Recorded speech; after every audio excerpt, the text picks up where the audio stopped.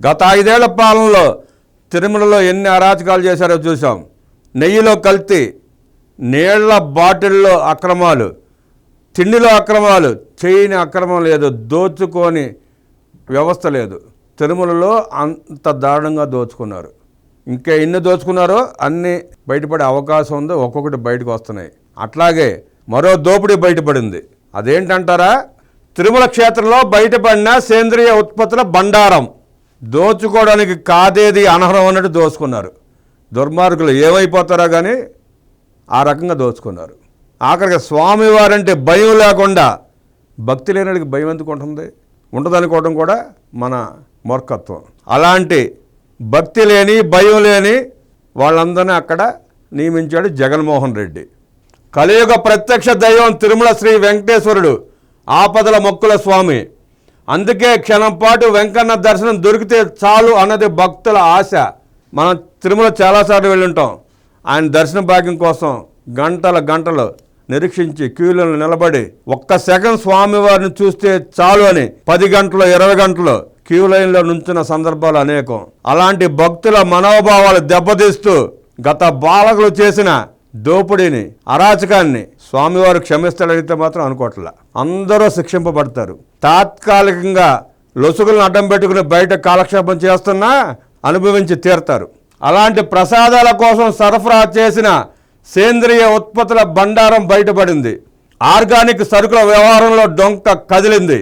నిబంధనలకు విరుద్ధంగా దాతలకు ప్రయోజనాలు చేకూర్చినట్లు తేలడంతో టీటీడీ చర్యలు చేపట్టింది. ఇప్పటికే ఆర్గానిక్ ప్రసాదాల తయారీని నిలిపివేసిన టీటీడీ అంతులేని ప్రయోజనాలను పొందిన దాతలకు చెక్ పెట్టింది. తిరుమల శ్రీ వెంకటేశ్వరుడు అలంకార ప్రియుడే కాదు, మంచి భోజన ప్రియుడు కూడా. అందుకే వెంకన్నకు రోజు వివిధ రకాల నిత్య నైవేద్యాలు, ప్రసాదాలు శ్రీవారి వంటశాలలో తయారవుతాయి. ఎంతో రుచి, సువాసన భక్తులను నోరూరించేలా ఉంటాయి. అయితే అలాంటి ప్రసాదాల తయారీలో గత ప్రభుత్వం అపచారం జరిగిందన్న కూటమి ప్రభుత్వం సేంద్రియ ఉత్పత్తుల సరఫరాలో జరిగిన లాలూచిని బయటపెట్టింది. శ్రీ వెంకటేశ్వర నిత్య నైవేద్యాలకు ఆర్గానిక్ సరుకులను వాడాలని తీర్మానించిన గత ప్రభుత్వం ఇందులో భాగంగానే అప్పట్లో రైతుల నుంచి సేంద్రియ ఉత్పత్తులను సేకరించింది. ఈ మేరకు నిర్ణయించి అమలు చేసింది. 2021లో ప్రకృతి వ్యవసాయం చేసే రైతులను ప్రోత్సహించి సేంద్రియ ఉత్పత్తులతో వెంకన్న నిత్య నైవేద్యాలు తయారు చేసేందుకు టీటీడీ ఉపక్రమించింది. ఈ మేరకు తయారు చేసిన ప్రసాదాలు రుచిగా లేవన్న ఆరోపణలు అప్పట్లోనే వచ్చినా టీటీడీ పెద్దగా పట్టించుకోకుండానే ఆర్గానిక్ ఉత్పత్తులతోనే ప్రసాదాల తయారీ కొనసాగించింది. అయితే రాష్ట్రంలో కూటమి ప్రభుత్వం అధికారంలోకి వచ్చాక ఆర్గానిక్ ఉత్పత్తులతో తయారు చేస్తున్న ప్రసాదాలను నిలిపివేసింది. ఈ వ్యవహారంపై టీటీడీ పాలక మండలి కూడా దృష్టి పెట్టింది.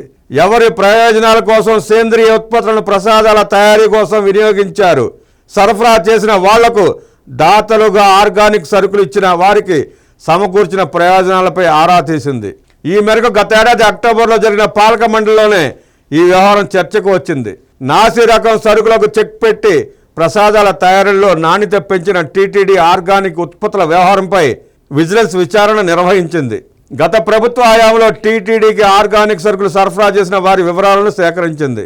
పొందిన ప్రయోజనాలపై దృష్టి పెట్టిన విజిలెన్స్ ప్రకృతి వ్యవసాయం చేసి ఉత్పత్తులను టీటీడీకి సరఫరా చేసిన రైతులను ఆరా తీసింది. దీంతో అసలు విషయం వెలుగులోకి వచ్చింది. అమలాపురంకు చెందిన శ్రీనివాస సేవా ట్రస్ట్ పేరుతో ఓ స్వచ్ఛంద సంస్థ నిర్వాహకం వెలుగు చూసింది. నిమ్మకాయల సత్యనారాయణ అనే వ్యక్తి సేంద్రియ ఉత్పత్తులను సరఫరా చేయడం ద్వారా అంతులేని ప్రయోజనాలు పొందినట్లు గుర్తించిన విజిలెన్స్ ఈ మేరకు లోతుగా దర్యాప్తు నిర్వహించింది. ప్రకృతి వ్యవసాయం చేసి టీటీడీకి సేంద్రియ ఉత్పత్తులను సరఫరా చేసిన రైతులు 85 మంది వరకు ఉన్నారని, వాళ్లను దాతలుగా గుర్తించి డొనేషన్ పాసు పుస్తకాలు జారీ చేసినట్లు గుర్తించింది. శ్రీవారికి 10 లక్షలు డొనేషన్ చేసే దాతలకు ఇచ్చే ప్రివిలేజ్ను కల్పించిన టీటీడీ ఈ మేరకు డొనేషన్ పాసు పుస్తకాలను జారీ చేసినట్లు విజిలెన్స్ గుర్తించింది.